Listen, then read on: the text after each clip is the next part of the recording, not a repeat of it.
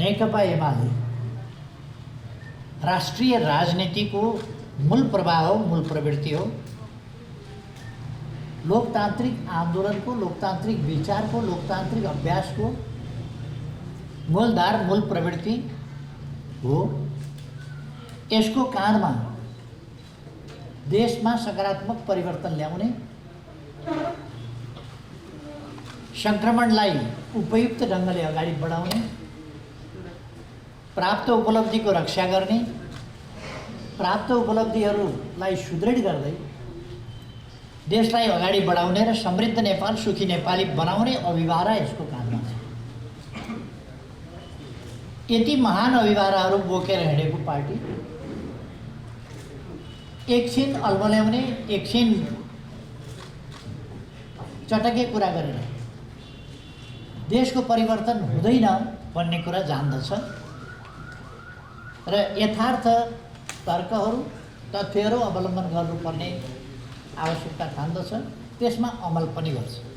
त्यसकारण म त्यसै गरी तर्कका लागि तर्क, वितर्कका लागि वितर्क वा समयानुकूल होइन, वस्तुपरक तथ्यहरू यहाँहरूका अगाडि प्रस्तुत गर्न चाहन्छु। म प्रधानमन्त्री हुँदा पनि अध्यादेश आएको थियो। 12 बजे राति चलिरहेको अधिवेशन अचानक अन्त्य गर्ने,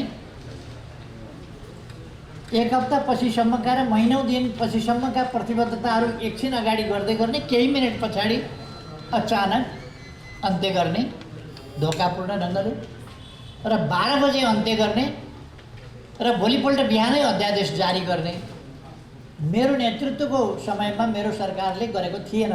हामीले एउटा लोकतान्त्रिक अभ्यास संविधानको मर्म अनुसार र वास्तवमा संविधानले जे सांसदका अधिकारहरू दिएको छ त्यसलाई व्यवहारिक अर्थमा कार्यान्वयन हुन सकोस् भन्ने हिसाबले हामीले अध्यादेश जारी गरेका थियौँ। विभाजन एउटा पार्टीहरूभित्र अस्वस्थताको, गुटबन्दीको चरम स्थिति र कुनै पार्टी विशेषलाई फुटाउने उद्देश्यका साथ त्यो गरिएको थिएन। त्यतिबेला कुनै पार्टीभित्र त्यस्तो भयानक गुटबन्दीको स्थिति केही पनि थिएन। कुनै पार्टी फ्लोर क्रस गर्ने आदि इत्यादि काम पनि भएका थिएन। पार्टीभित्र असाधारण, असामान्य अवस्था कहीँ पनि थिएन। सामान्य विवादहरू हुँदा हुन्, तर कुनै पनि पार्टी फुट उन्मुख थिएन। त्यस्तो अवस्थामा दलहरूले के गर्ने भन्दा सङ्घीय संसदमा अथवा संसदमा ठिक छ, संसदमा 40% पुर्याएर अलग हुन पाउने त्यो सांसदहरूको अधिकार हो, त्यो संविधानले मानेको कुरा हो र त्यसलाई हामीले संविधान बनाउँदा दल र संसद भनेका थियौँ। पार्टीमा लगातार फुटको खेती नहोस् भन्नका लागि। त्यो कुरा कार्यान्वयन गर्न असुविधा के भयो, अप्ठ्यारो के भयो भने दलहरूले बाटामा हिँड्दै जाँदाखेरि मान्छे थप्दै जाने। अब 150 को केन्द्रीय समिति छ भने 1500 पुर्याइदिन्छ नेताले। 1500 पुर्याइदिएपछि 40% कहाँ पुर्याएर मान्छे अलग हुन चाह्यो, त्यस पार्टीमा बस्न चाहेन भने पनि उसले कहाँबाट पुर्याउँछ 40%? 1500 पुर्याइदिएपछि, बाटामा हिँड्दै 7000 सदस्य पुर्याइदिएपछि केन्द्रीय समितिका को हुन् भन्ने समेत थाहा नहुने स्थितिमा कहाँबाट 40% पुर्यायो?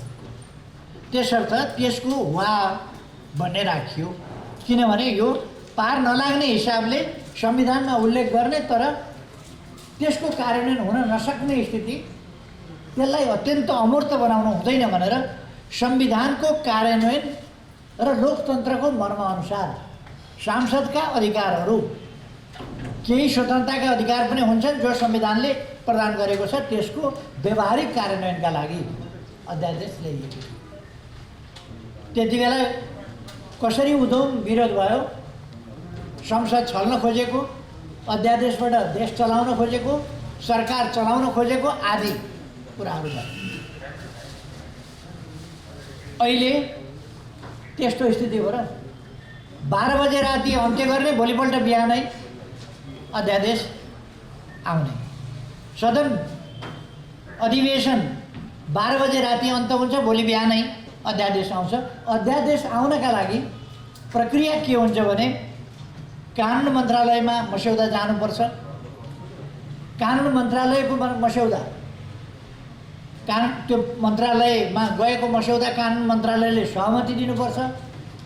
त्यो सहमति पश्चात पहिले त्यो मस्यौदा गर्नका लागि, विधेयक ड्राफ्ट गर्नका लागि पास गर्नुपर्छ। त्यसपछि त्यो कानुनमा जानुपर्छ। मस्यौदा ड्राफ्ट भएर त्यसबाट आएपछि अनि बल्ल कानुनको प्रक्रिया अगाडि बढ्छ। संसद नचलेको बेला, अधिवेशन नचलेको बेला यदि देशका लागि, जनताका लागि अत्यावश्यक पर्यो, अपरिहार्य पर्यो भने त्यस्तो अवस्थामा अध्यादेशबाट पनि कानुन निर्माण गरेर देश अगाडि बढाउनु पर्ने हुन सक्छ। त्यसै कारण संविधानमा अध्यादेश जारी गर्ने व्यवस्था रहेको छ। अध्यादेश जारी गर्नु आफैमा असंवैधानिक चाहिँ होइन, तर अधिवेशन नचलिरहेको बेला वा सदन अन्त्य भएका बेला वा सदन विघटन भएका बेला तत्काल केही गर्नु परेमा यो देश र जनताका लागि हुनुपर्छ, व्यक्तिका लागि होइन, एउटा समूह विशेषका लागि होइन, देश र जनताका लागि तत्काल आवश्यक परेमा त्यस्तो अवस्थामा अध्यादेश आउन सक्दछ। अहिले देश र जनताका लागि राति नै अधिवेशन अन्त्य गरेर बिहानै इमर्जेन्सी त्यस्तो के पर्यो कि अध्यादेश जारी गर्नु पर्यो? अरू केही परेन। नेकपा एमाले भित्रको अन्तर्विग्रहलाई विभाजनमा पुर्याउनका लागि तपाईँहरूले सुन्नुभयो होला 35%, 30%, 25% र कि वा यी सबै कुरा तपाईँहरूले सुन्नुभयो होला। अनि सोधेर तपाईँको कति प्रतिशत पुग्यो, कति प्रतिशत पुग्यो, वा गरौँ कि र गरौँ, दुवैतिर पुग्छ कि पुग्दैन? पुग्छ र राखेको छ। अलिक पछि नपुग्ने पनि खतरा छ, वा राख्नु। त्यसो भए यसरी अध्यादेश त्यति बेलासम्मको गणितमा आवश्यकता जे पर्यो, यो त के भने 10%मा पनि झर्थ्यो। धन्न किन यस्तो अलिकति अल्मलिनु भयो उहाँहरू थाहा छैन मलाई। उहाँहरूले सोझै कानुन माधव नेपालजीसँग जतिजना सांसद हुन्छ त्यति भए पुग्ने भनेर लेखा भए सजिलो हुन्थ्यो कानुन। तर उहाँहरूले किन अल्मलिनु भयो त्यसमा चाहिँ त्यो लेख्नु भएन। जति सङ्ख्या पुग्छ त्यति, दुवैतिर पुगे र पनि हुने, दुवैतिर नपुगेर एकतिर मात्रै पुगे वा कायम रहने भनेको भए पनि हुन्थ्यो। माधव नेपालजीले पार्टी विभाजन गरिसकेपछि यो स्वतः रद्द हुने भन्ने कुरा पनि छुट्या छ। फेरि उहाँहरूले निर्णय गर्नुपर्ने छ, किन उहाँहरू थर्कमान हुनुहुन्छ, आफ्नै पार्टीमा कहीँ पहिरो नजाओस्। यसर्थ पहिले गरेको अध्यादेश, जारी गरेको अध्यादेश र अहिलेको अध्यादेशका बिचमा उद्देश्यमा, मनसायमा, विधिमा, प्रक्रियामा, नियतमा, हरेक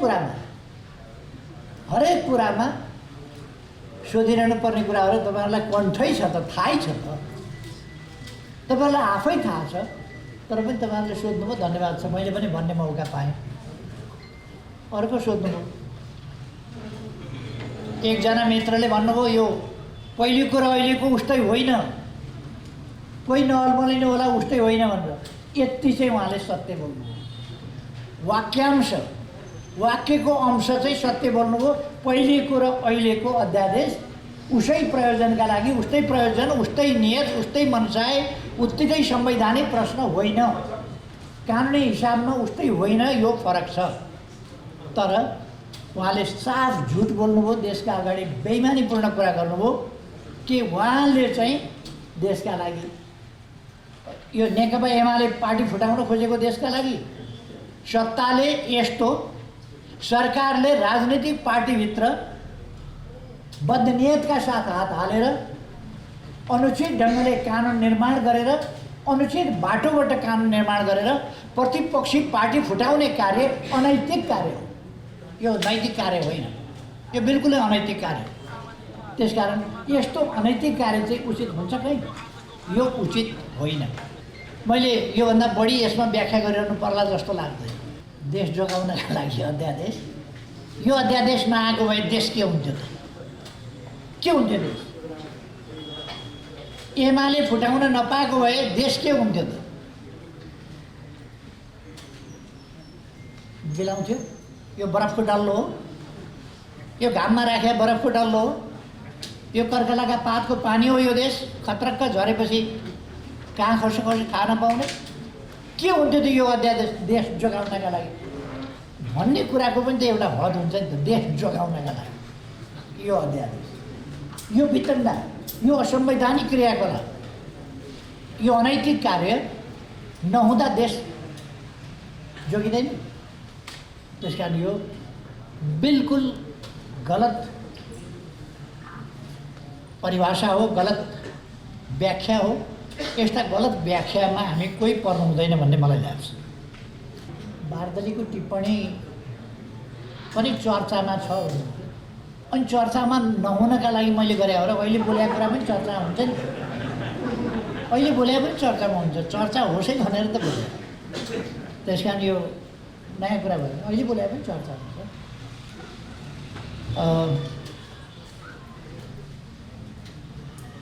तपाईहरु विचार गर्न सक्नुहुन्छ, देश पार्लियामेन्ट अशक्त भयो, पार्लियामेन्ट चल्न सकेन। तपाईहरु भन्नुहोस् त, पुष 5 गते यता पार्लियामेन्ट चल्या छ, पार्लियामेन्टले केही माखो मारेको छ, केही गर्न सकेको छ? देशको समय पुषदेखि अहिलेसम्म अब लगभग 9 महिना भयो। लगभग 9 महिना देशको अमूल्य समय। आजको विश्व अत्यन्त तीव्र रफ्तारका साथ विकासको काममा अगाडि बढिरहेको छ, त्यस मार्गमा अगाडि बढिरहेको छ। त्यस्तो बेला हाम्रो देशको 9 महिनाको समय कमसेकम पार्लियामेन्ट काम गर्न पाएको छैन, सरकार काम गर्न, हिजो सरकारलाई काम गर्न दिएन, काम गर्न पाएन धेरै। अहिलेको सरकार कामै गर्दैन, नकाम मात्रै गर्छ, भत्काउने काम गर्छ, बिगार्ने काम गर्छ, स्थिति बिगार्ने काम। विकास निर्माणका कुरा अहिले बजेट रोकिएको छ। दीर्घकालीन महत्त्वका दीर्घकालीन आयोजनाहरू स्टप गर्नु, रोक्नु भनेर लिखित परिपत्र गरेर सरकारले रोकेको छ। पुनर्निर्माण प्राधिकरण जसले पुनर्निर्माणका काम गर्दै थियो, त्यो इन्जिनियरहरू, त्यो प्राविधिकहरू, उनीहरूको तनखा पारिश्रमिक रोकिएको छ, जसले गर्दा पुनर्निर्माणको काम जहाँ पुगेको थियो त्यहीँ ठप्प भएको छ। विकास निर्माणको काम ठप्प भएको छ। जुन कामहरू ठेक्का लागिसकेका थियो, अगाडि बढिसकेका थियो, त्यो मात्रै चालु छ। अब नयाँ कामहरू हुनेवाला छैन, ठेक्का लाग्नेवाला छैन। उहाँहरूले हामीले भनेका थियौँ मेलम्ची बाढी पहिरोले गर्दाखेरि त्यसको मुहान पुर्यो, तर हामी सन् 2021 भित्रमा ल्याउँछौँ र जनवरी, पहिलो जनवरीसम्ममा, 1 जनवरीसम्ममा काठमाडौँमा पानी ओह्राल्छौँ भनेका थियौँ। उहाँहरूले वैशाखसम्ममा ओह्राल्छौँ भन्नु। म तपाईँहरूलाई भनिदिन चाहन्छु, वैशाखसम्ममा उहाँहरूले काठमाडौँमा पानी ओह्राल्नुहुन्न, किनभने उहाँहरूले सिन्धुको भाँच्नु भएको छैन, त्यता फर्किएर हेर्नुभएको छैन। गफले पानी आउँदैन, कामले पानी आउने हो। उहाँहरू काम गर्नु, त्यसकारण वैशाखमा पनि काठमाडौँमा पानी आउनेवाला छैन, मेलम्चीको पानी। यसरी देशको समय बर्बाद भइरहेको छ। देशको समय बर्बाद गर्नु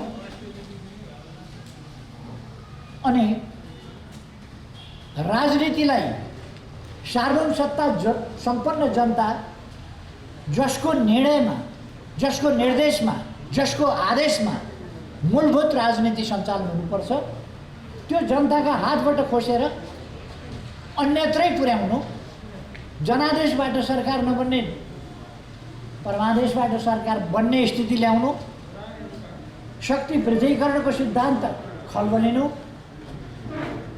सन्तुलनको सिद्धान्त चेक एन्ड ब्यालेन्स भन्छौँ नि हामी, सन्तुलन नियन्त्रणको सिद्धान्त र व्यवहार खलबलिनु, जनताले मूल्याङ्कन गर्न र फैसला गर्न नपाउनु, अरू इन्डिभिजुअल वा 2-4 मान्छेका समूहले देशको भाग्य भविष्य फैसला गर्ने परिपाटी स्थापित हुनु, संविधानका धाराहरू स्पष्ट धाराहरू कार्यान्वयन नहुनु, व्याख्या गर्ने ठाउँमा व्याख्या नगरेर असान्दर्भिक ढङ्गले बाहिर जानु, यी खालका कुराहरू के अग्रगमन हुन्? देशको समय बर्बाद हुनु अग्रगमन हो।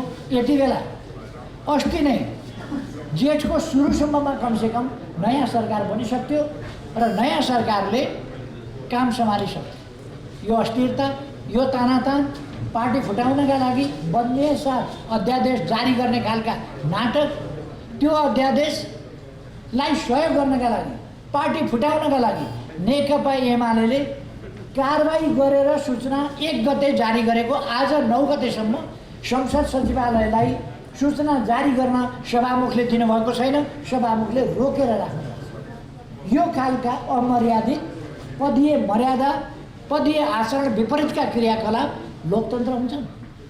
अग्रगमन हुन्छ यस्तो? यो लोकतन्त्रको हुर्मत लिने काम, लोकतन्त्रको हुर्मत लिने काम जुन भइराखेको छ, यो अत्यन्तै अनुचित, अलोकतान्त्रिक, असंवैधानिक, प्रतिगामी काम र एउटा निर्वाचित सरकारलाई, जनादेशको सरकारलाई अन्य बाटाबाट, अन्य ठाउँबाट संसदमा पनि जान नदिएर विस्थापित गरेर प्रधानमन्त्रीको नियुक्ति गर्ने जुन विश्वमा कहीँ नभएको, कहिल्यै नभएको अलोकतान्त्रिक प्रक्रिया सुरु गरियो यहाँ, त्यो अग्रगमन हुनै सक्दैन, त्यो लोकतान्त्रिक हुनै सक्दैन, त्यो प्रतिगामी कदम नै। र शाब्दिक लडाइँ हामीले गर्न खोजेका होइन। हाम्रो भूमिका अलिकति परिवर्तित भयो, हामी सरकारबाट प्रतिपक्षमा गयौँ। यो धेरै ठुलो कुरो होइन इतिहासका लागि, होला 1.5 वर्षका लागि हामी प्रतिपक्षमा गयौँ होला, 1.5 वर्षका लागि यो ठुलो कुरा होइन। अथवा हामी फेरि चुनाव हारेर 5 वर्ष फेरि प्रतिपक्षमा बसौँला, देशका लागि यो ठुलो कुरा होइन। तर देशमा संविधान मिच्ने प्रचलन, संविधान मिच्ने अभ्यास र अस्वस्थ राजनीति, फोरी राजनीति, किनबेचको राजनीति, रिसोर्टमा लगेर 3 दिनदेखि मान्छे थुनेर, घर घरबाट मान्छे टिपेर रिसोर्टमा लगेर थुनेर, अनि ती मान्छे रिसोर्ट पनि कहाँ, यहाँ नजिकै ओरतिर परतिर होइन, वहाँ टाकुरामा लगेर 3 दिनदेखि थुनेर त्यहाँबाट ढोक्सेमा हालेर, ढोक्सेमा हालेपछि माछा उम्किन पाउँदैन क्या, ढोक्सेमा हालेर त्यो ढोक्से निर्वाचन आयोगमा ल्याएर भोट्याउने, यो काम के लोकतान्त्रिक हुन्छ? यस्तो काम लोकतान्त्रिक हुन्छ? वास्तवमा भन्ने हो भने यो बलजफ्ती, अपहरणकारी, ज्यादतीपूर्ण काम हो। सांसदहरू जस्ता मान्छेलाई यस्तो थुनेर, सञ्चार माध्यमहरूले पनि प्राय के लेख्न रुचाउँछ भने यस्तो क्रियाकलापलाई यति बेला यो गठबन्धनवाला, अपवित्र गठबन्धनवालाले गरे हुनाले मिटिङ चलिराखेको छ, बैठक भइराखेको छ, बैठक भइराखेको थियो। त्यहाँ बैठक भनेको एक लेभलको हुन्छ, कि सांसदको हुन्छ, कि स्थायी कमिटीको हुन्छ, कि केन्द्रीय कमिटीको हुन्छ, कुन कमिटीको बैठक भइराखेको थियो? त्यो पार्टीका साधारण सदस्यदेखि लिएर आफूलाई अध्यक्ष भनेर दर्ता गरेका मान्छेसम्म त्यहाँ छ। कस्तो बैठक हुन्थ्यो? साधारण सदस्यदेखि लिएर त्यो तहका मान्छे पनि भएको बैठक हुन्छ? कुनै बैठक होइन। त्यो मान्छे घेराबन्दी गरियो, घर घरबाट तानियो, लगियो, बाध्य बनाइयो, उहाँहरूले कुटपिट गर्नुभयो, चुटपिट गर्नुभयो, भोकै थुन्नुभयो भन्दैन, फकाउनु परेको छ। त्यस कारण फकाइकन लगेर मिठा गुलिया वचनै बोलेर फकाइकन मिठै खाना दिएर राम्रै बिस्तारामा सुतेर, तर सुनकै पिञ्जडा भए पनि यदि पिञ्जडामा हालियो भने पिञ्जडै हो। त्यसरी मान्छे घर घरबाट तानेर लगेर त्यहाँ थुनिएको कुरा त्यो थुनिएकै हो, चाहे सुनकै पिञ्जडामा थुने होस्, चाहे भव्य रिसोर्टमा होस्, चाहे 5 स्टार 7 स्टार जेसुकैमा होस्, थुनिएकै हो। यस्ता खालका कामहरू भएका छन्।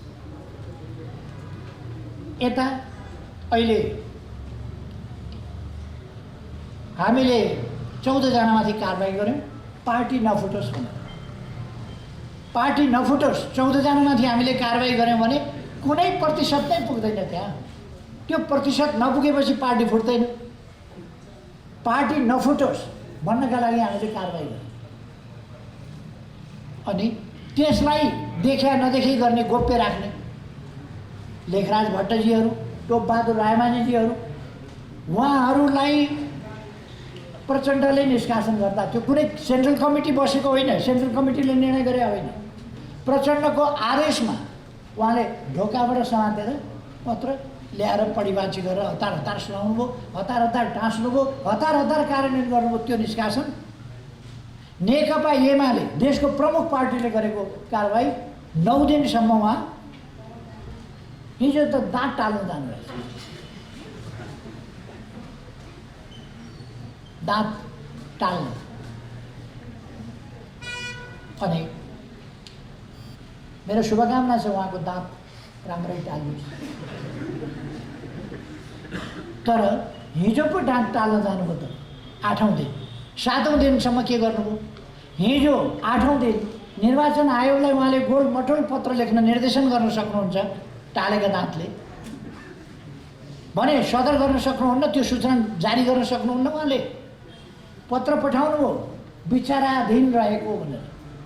उहाँ विचाराधीन राख्ने, उहाँसँग त्यो अथोरिटी संविधानले, कानुनले उहाँलाई विचार गर्ने, उहाँलाई फैसला गर्ने अथोरिटी दिँदैन।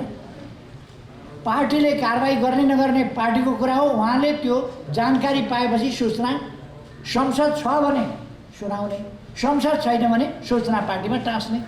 सूचना पार्टीमा टाँस्न सचिवालयलाई रोक किन लगाउनु उहाँले भनेपछि सम्माननीय सभामुखजी साझा व्यक्तित्व हुनुपर्ने, निष्पक्ष व्यक्तित्व हुनुपर्ने, उहाँले निष्पक्षता कायम राख्न सक्नु भएन। उहाँ नेकपा एमाले प्रमुख प्रतिपक्षका विरुद्धको षड्यन्त्रमा सामेल हुनुहुन्छ, यो पार्टी फुटाउने षड्यन्त्र। यो दुःखको कुरा हो, यो धेरै गम्भीर कुरा हो र दुःखको कुरा हो। सभामुखको आसनबाट, सभामुखको जिम्मेवारीबाट, सभामुखको पदबाट निष्पक्ष रहन नसक्ने, पक्षधरता छोड्न नसक्ने, कानुनको पालना गर्न नसक्ने, आफैले स्थापित गरेको परम्परा कायम गर्न नसक्ने, मर्यादा पालना गर्न नसक्ने, मर्यादामा बस्न नसक्ने कुरो लोकतन्त्रका लागि, संसदीय प्रणालीका लागि, हाम्रो संसदको गरिमाका लागि, हाम्रो संसदको अभ्यासका लागि अत्यन्तै दुःखद कुरा। त्यो कुरा उहाँले गर्न पाउनु। उहाँले विचाराधीन भन्नुभयो। उहाँ कुनै हिसाबले संविधानमा नभएको विचाराधीन कहाँबाट आयो? उहाँको सूचना टाँस गर्नुपर्ने मान्छेले विचाराधीन, निर्णय पार्टीले गरिसक्यो विचाराधीन। न्यायिक अधिकार उहाँलाई कसले दियो? उहाँ न्यायालय हो र। उहाँलाई न्यायिक अधिकार होइन सूचना टाँस्ने र निर्वाचन आयोगमा खबर पठाउने। निर्वाचन आयोग नेकपा एमाले 14 जनामाथि कारबाही गरेको थाहा छ। थाहा हुँदाहुँदै सबै संसदमा हामीले पठाउन सँगै, सूचना गर्न सँगै निर्वाचन आयोगलाई पनि बोधार्थ दिएका छौँ। तर निर्वाचन आयोग सोध्छ फेरि संसदलाई के भन्नु। संसद त्यो सोधेपछि संसदले स्पष्ट भन्नुपर्ने 14 जना निष्कासित गरेका छ। संसद सचिवालय के भन्छ भने 1 गते निष्कासन गरिएको सूचना संसद सचिवालयमा आयो, विचाराधीन छ। त्यसकारण लिस्ट चाहिँ सबै यही हो। कारबाही गरेका व्यक्तिहरू समेतको लिस्ट, सिङ्गै लिस्ट निर्वाचन आयोगमा पठाउँछ। एमालेको लिस्ट यो। योभन्दा बेइमानी के हुन्छ? योभन्दा राजनीति खेल्न खोज्ने सभामुखले पक्षधरताका साथ राजनीतिमा हात हाल्ने र गिजोल्ने काम योभन्दा बढी के गर्ने? यो खालको कुराहरू अत्यन्त दुःखद कुरा हो। म त्यसमा दुःख व्यक्त गर्न चाहन्छु, खेद व्यक्त गर्न चाहन्छु। अब यहाँहरू आफै विचार गर्नुहोस्। देशभरिका जनताले विचार गर्न सक्नुहुन्छ। अहिले भइरहेको यो अग्रगमन हो कि यो प्रतिगमन? यो संवैधानिक कानुनी हिसाबले लोकतान्त्रिक बाटोमा उहाँहरू चल्दै हुनुहुन्छ कि उहाँहरू भष्मासुर बाटोमा चल्दै हुनुहुन्छ?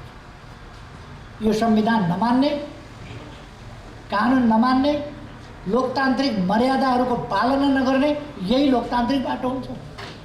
यो लोकतन्त्र विरोधी प्रतिगामी भष्मासुर बाटो हो। यो बाटोबाट अलग हुन म उहाँहरूलाई भन्न चाहन्छु। म निर्वाचन आयोगलाई भन्न चाहन्छु, जब 1 गते नै संसद सचिवालयमा नेकपा एमाले 14 जनामाथि कारवाही गरेको जानकारी गराएको छ भने र त्यो कुरा संसद सचिवालयले निर्वाचन आयोगलाई दिइसकेपछि 14 जना समेत राखेर निर्वाचन आयोगले गणना गर्न, शनाखत गर्न पर्यो। निर्वाचन आयोगले अस्ति नभएका मान्छे र उपस्थित नभएका मान्छेको शनाखत भन्न मिल्दैन। शनाखत भनेको उपस्थित भएर गरिने कुरा हो, अनुपस्थितिमा शनाखत हुँदैन। एब्सेन्टी भोट नेपालले मानेको छैन। एब्सेन्टी भोट कहीँ स्वीकारेको छैन, दिने गरेको छैन। अन्तबाट दिएको कुरालाई एसएमएसका भोट र इमेलका भोट नेपालले मान्ने गरेको छैन। निर्वाचन आयोगले गैर कानुनी ढङ्गले इमेलका भोट, एसएमएस गरिएका भोट र अनधिकृत ठाउँबाट गरिएको, निर्वाचन आयोगको अड्डा नराखिएको, निर्वाचन आयोगको प्रतिनिधि नभएको ठाउँबाट गरिएको शनाखत हुन सक्छ। त्यसकारण यी पक्षहरूमा ध्यान जानुपर्छ निर्वाचन आयोगको पनि भन्ने म चाहन्छु। सभामुखजीलाई म भन्न चाहन्छु, रोक्ने काम नगर्नुहोस्। तुरन्त हामीले गरेको कारबाही सार्वजनिक सूचना जारी गर्नुहोस्। यदि कोही अलग हुन्छु भन्छ, पार्टी छोड्छु भन्छ, कानुनले दिएको सङ्ख्या पुर्याएर अलग हुन्छु भन्छ भने पाइन्छ। म फेरि पनि स्पष्ट पार्न चाहन्छु, संविधानले दिएको अधिकारको प्रयोग गर्न पाइन्छ कानुन सम्बद्ध ढङ्गले। अध्यादेश ल्याउनु असंवैधानिक होइन, संवैधानिक हो, मैले अघि नै पनि भने। तर असल नियतका साथ तत्काल खाँचो परेको देशको जनताको आवश्यकता टार्नका लागि, त्यसलाई सम्बोधन गर्नका लागि ल्याइने कुरा यहाँ त्यस्तो भएर, त्यसकारण माधव नेपाललाई सहज माधव नेपाललाई बनाउन पाइन्छ, बन्न पाइन्छ, सङ्ख्या पुर्याइ गर्न पाइन्छ। तर एउटा मान्छे हेरेर मान्छेलाई सजिलो पार्नका लागि कानुन निर्माण गर्दै जाने, एउटा मान्छेका लागि सजिलो पार्न, एउटा पार्टी फुटाउन, प्रतिपक्षलाई कमजोर पार्न, यस ढङ्गले रातारातका षड्यन्त्रपूर्ण खेल खेल्न पाइँदैन जो अहिलेको सरकारले खेल्यो। शेरबहादुरजी प्रधानमन्त्री हुनुहुन्छ। उहाँ जस्तो लोकतान्त्रिक आन्दोलनमा लामो समय बिताएको मान्छेले लोकतान्त्रिक मूल्य मान्यताहरू छोडेर जे काम क्रियाकलाप गरिरहनु भएको छ अलोकतान्त्रिक, म आश्चर्यचकित छु। नेपाली कांग्रेस पार्टी प्रति म आश्चर्य व्यक्त गर्छु कि नेपाली कांग्रेस अहिलेको सरकार सञ्चालनका क्रियाकलापमा कहीँ पनि नेपाली कांग्रेस देखा पर्दैन।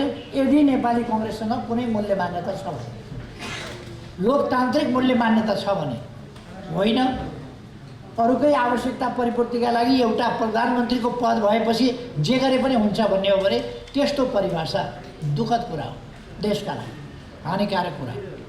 एउटा गजबको प्रश्न पनि गर्नुभएको छ, पार्टीभित्र तपाईँ निर्विकल्प हुनुभएको कि निर्विकल्प कहिलेसम्मलाई सोच्नुभएको? केही चिज निर्विकल्प हुन्छ दुनियाँमा, यो पञ्चायत निर्विकल्प भने जस्तै केही चिज निर्विकल्प हुन्छ, कुनै चिज निर्विकल्प हुन्छ। कुनै चिज जसको सुरु हुन्छ त्यसको अन्त्य हुन्छ। जो प्रधानमन्त्री हुन्छ त्यो कुनै न कुनै दिन जीवितै छँदा होस् वा अरू नै हिसाबले भूतपूर्व हुन्छ। यो त नबुझ्ने मान्छेहरू कोही हुँदा उधुम खुसी हुने, कोही हट्दाखेरि अत्यन्तै दुखित हुने। हाम्रो चलन त्यस्तो छैन।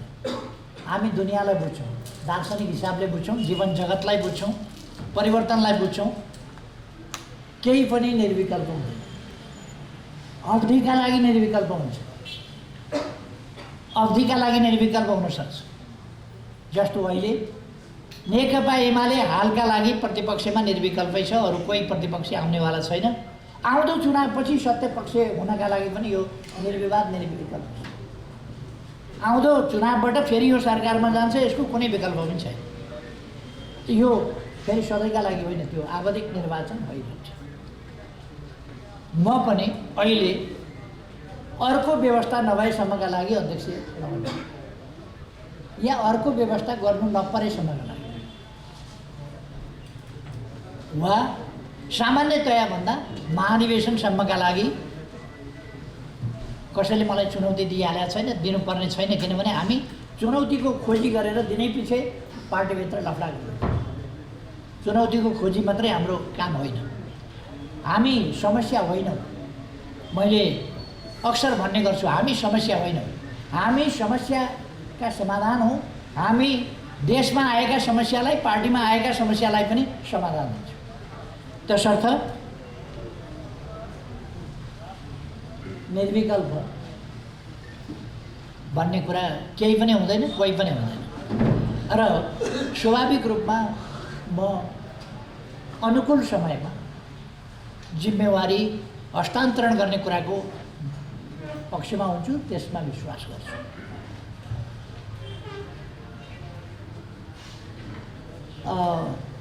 अरूलाई मात्रै दोष लाएर होला र पार्टी विभाजन भएपछि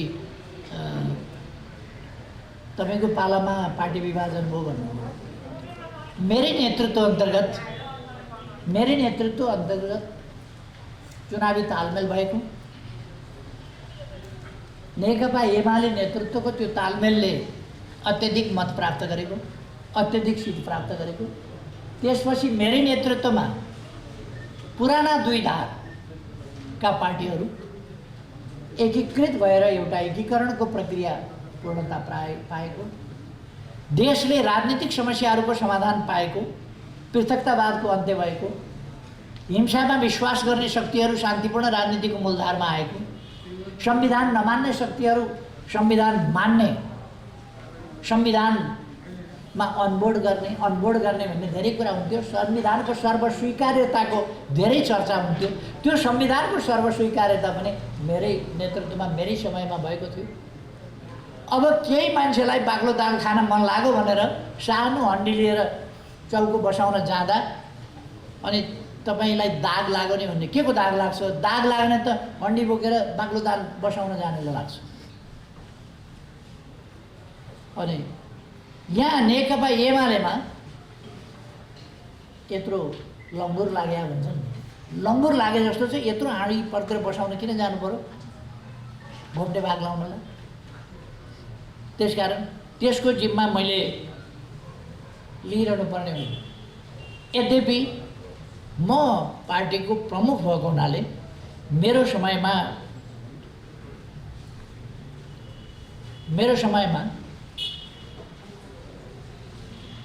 जुन ठाउँमा पार्टी पुगेको थियो मैले बचाउने कोसिस गरेँ। कोसिस गर्दा गर्दै पनि केही मानिसका मनोवृत्ति र प्रवृत्तिले गर्दा त्यसलाई बचाउन सकिएन, त्यसमा म दुखी छु।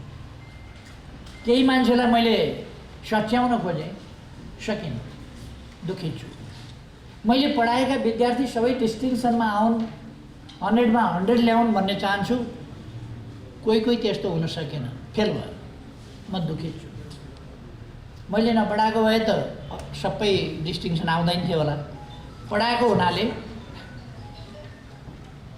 हुनाले डिस्टिङसन त आयो होला नि। अब कोहीले नपढ्ने पनि हुनसक्छ, कोही के हुनसक्छ, त्यस्तो पनि होला।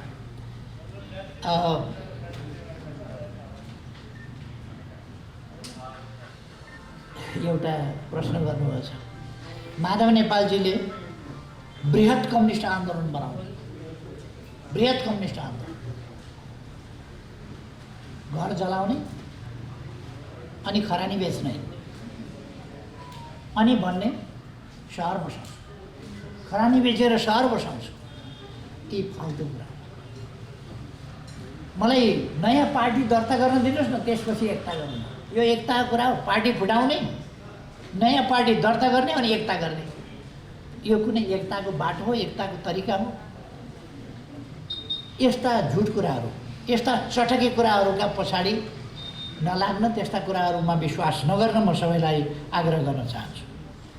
बृहत कम्युनिस्ट एकता, बृहत कम्युनिस्ट एकता भनेको के हो? नेकपा एमाले हो बृहत कम्युनिस्ट एकता, जसका 10औं लाख पार्टी सदस्य छन्, 20औं लाख जनवर्गीय सङ्गठनका सदस्य छन्। अनि कुन चाहिँ बृहत एकता हुन्छ? 1 दर्जन, 2 दर्जन, 3 दर्जन मान्छे भएका समूहहरू जोडेर 100 जना पुग्ला, बृहत भयो। 10 लाख सदस्य भएको नेपाल व्यापी मात्रै होइन, जहाँ नेपाली पुगेका छन् त्यहाँ एमाले पुगेका छन्। नेपाली व्यापी पार्टी छोडेर त्यसबाट चोइटिएर अनि अरू कता कति टुक्रा टुक्री भेला गरेर बृहत बनाउनेहरू। अनि तपाईँहरूलाई पत्यार लाग्यो? भाइ बहिनीहरूले सोझै हुनुहुन्छ, सोध्नुहुन्छ यस्तो कुरा। 7औं महाधिवेशनमा मैले लोकतान्त्रिकरणको प्रस्ताव राखेका थिएँ। त्यो विचार गरेर होइन, गुड स्वार्थले, आफ्नो अहङ्कारले, आफ्नो वैयक्तिक स्वार्थले त्यसलाई अस्वीकार गरिएको थियो। त्यति बेलाको लिडरसिपले त्यसलाई सुन्न पनि मानेन। 8औं महाधिवेशन, 9औं महाधिवेशनमा ती कुराहरू सर्वस्वीकार्य। अहिलेको विधान संशोधनमा बहुपदीय प्रणाली, एउटा बहुपदीय प्रणाली मात्रै होइन, पार्टी जीवनको लोकतान्त्रिकरणको प्रस्ताव मैले गरेको छु। पार्टी जीवनको लोकतान्त्रिकरण र अबको अवस्थामा एउटा महासचिव सर्वेसर्वा भएर पार्टीलाई स्मुथली, सहज ढङ्गले अगाडि बढाउन गाह्रो हुन्छ, काम सम्पादन गर्न पनि गाह्रो हुन्छ, म्यानेज गर्न पनि गाह्रो हुन्छ, व्यवस्थापन पनि गाह्रो हुन्छ। त्यसकारण अब बहुपदीय प्रणाली सहितको लोकतान्त्रिक अभ्यास पार्टीमा हुनुपर्छ भनेर मैले अगुवाई गरेको थिएँ। अहिले त्यस प्रस्तावलाई विरोध गर्नेहरूले फेरि यो चाहिँ प्रतिगामी कदम हो भन्ने प्रश्न उठाइरहेको छ। एउटा पद धेरै हुनु वा थोरै हुनु, कतिवटा सचिव बनाउनु, बहुपद भनेको कतिवटा हुन्छ? अध्यक्ष, उपाध्यक्ष, महासचिव, सचिव, कोषाध्यक्ष, यस्तै नै होला बहुपद भने। कि 10 दर्जन उपाध्यक्ष बनायो भने, 20 दर्जन महासचिव बनायो भने चाहिँ लोकतान्त्रिक हुने हो र? यस्तो व्याख्या सोच्नु हुँदैन, यस्तो धारणा राख्नु हुँदैन। हामीले लोकतान्त्रिक अभ्यासलाई छोडेका छैनौँ, छोड्दैनौँ। हामी नै लोकतन्त्रका हरेक क्षेत्रमा, विचारमा, समाजमा, राजनीतिक दलमा, दलहरूमा, निर्वाचनमा अथवा समग्र सामाजिक जीवन पद्धतिको रूपमा लोकतन्त्रलाई स्थापित र विकसित गर्न अभ्यासबाट अगाडि बढाउन चाहन्छौँ। त्यसर्थ हामीले लोकतन्त्र या लोकतान्त्रिकरण वा लोकतान्त्रिक पद्धति छोड्छौँ भन्ने कुरा यो कुप्रचार हो। त्यसकारण यो अहिले खुम्च्याएको पनि छैन, खुम्च्याउँदा पनि खुम्च्याइँदैन, लोकतन्त्र खुम्चिने विषय पनि होइन। अब जहाँसम्म कति चाहिँ सोझै हलबाट छानिनुपर्छ भन्दा अहिले पनि पार्टीभित्र लोकतन्त्रकै चर्चा गर्ने थुप्रै साथीहरू हुनुहुन्छ जसले अध्यक्ष लगायत, प्रमुख नेता लगायत सबै केन्द्रीय कमिटी छानेर त्यहाँबाट छानिनुपर्छ भन्ने। तर हामी के ठान्छौँ भने प्रमुख नेता सोझै उसको पपुलारिटी पनि परीक्षित हुनुपर्छ। अर्को कुरा, यो सधैँ प्रमुख नेताका लागि खेलबाड गरिरहने, तानातान गरिरहने, जोडघटाउ गरिरहने, लुच्चाचुडी गरिरहने कुरा होइन। अहिले पनि तपाईँहरूले देख्नुभयो, मलाई अध्यक्ष चाहियो, बराबरीको अध्यक्ष चाहियो, के चाहियो भन्ने कुरा। चुनाव हारेका मान्छेले मलाई अध्यक्ष चाहियो भनेको तपाईँहरू देखिरहनु भएको छ। यस्तो खालको स्थितिमा यदि त्यही भित्रबाट केन्द्रीय सदस्यहरूभित्रबाट अध्यक्ष छान्ने खालको प्रणाली हामीले ल्यायौँ भने त्यसले के गर्छ भन्दा त्यो सधैँ त्यो अध्यक्ष फेर्ने वा प्रमुख नेता फेर्ने, अरू नेताहरू पनि फेर्न पाइने भयो भने अरू नेताहरू पनि फेर्ने, फलानु उपाध्यक्ष हटाइपाउँ, उसँग म प्रतिस्पर्धा गर्छु, मैले फेर्न पाउनुपर्छ भनेर विचार भन्ने, यो खालका कुराहरूको खेल भइरहेको। त्यसकारण त्यसले पार्टीभित्र स्थिरता, स्थायित्व हुँदैन र लोकतान्त्रिक अभ्यासका नाउँमा अलोकतान्त्रिक गुटबन्दी, अस्वस्थ प्रतिस्पर्धा जस्ता कुराहरू भइरहन्छ। त्यसर्थ हामी त्यस कुरालाई बढावा दिँदैनौँ। यसर्थ केही निश्चित पद सोझै प्रमुख नेता सोझै छानिनुपर्छ कार्यकर्ताबाट र अरू पदहरूबाट अनुकूल ढङ्गले पार्टी सञ्चालन गर्ने हिसाबले टिम मिलाउनुपर्छ।